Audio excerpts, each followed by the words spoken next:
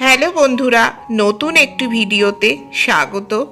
আজকের ভিডিওতে আলোচনা করতে চলেছি অন্নপূর্ণা ভাণ্ডার, যুবশক্তি ইত্যাদি যে সরকারি প্রকল্পগুলো আছে তাদের টাকা আপনার ব্যাংকের অ্যাকাউন্টে আসবে কি না কীভাবে চেক করবেন, অর্থাৎ আপনার ব্যাংক অ্যাকাউন্টটি যেটা আপনি দিয়েছেন অন্নপূর্ণা ভাণ্ডার বা যুবশক্তিতে সেটি ডিবিটি লিঙ্ক করা আছে কি না কীভাবে চেক করবেন।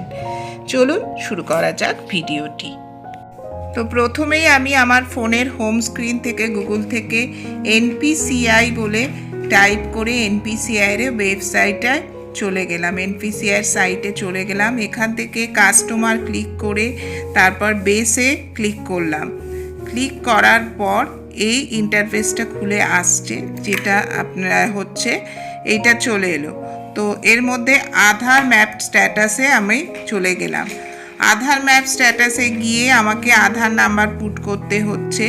আধার নাম্বার পুট করার পর তারপরে আমাকে ক্যাপচা একটি দেয়া আছে, সেটিকে টাইপ করতে হচ্ছে।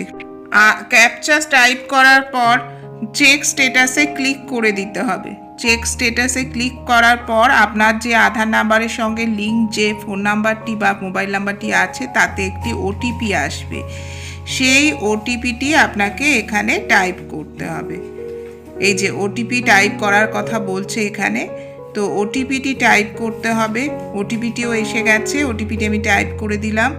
ওটিপিটি টাইপ করে দেওয়ার পর আপনাকে যেটা করতে হবে কনফার্ম করার পর এই ফাইনাল স্ক্রিন চলে এলো। এখানে দেখা যাচ্ছে আমার যে অ্যাকাউন্টটি দেওয়া আছে সেটা এনেবেল ফর ডিবিটি, আমার কোন ব্যাংকের অ্যাকাউন্টে আছে, ব্যাংকের কোন আধার নাম্বারের সঙ্গে ব্যাংক অ্যাকাউন্টটি আছে, সব কিছু এখানে পরিষ্কারভাবে রিফ্লেক্ট করছে। তো এইটা জানা থাকলে আপনি বুঝতে পারবেন আপনার অ্যাকাউন্টটি এনেবেলড ফর ডিবিটি হয়েছে কি না। আর যদি ডিবিটি এনেবেল না হয়ে থাকে তবে সেক্ষেত্রে নো লেখা থাকবে এখানে। এটাই হচ্ছে আপনাকে দেখতে হবে।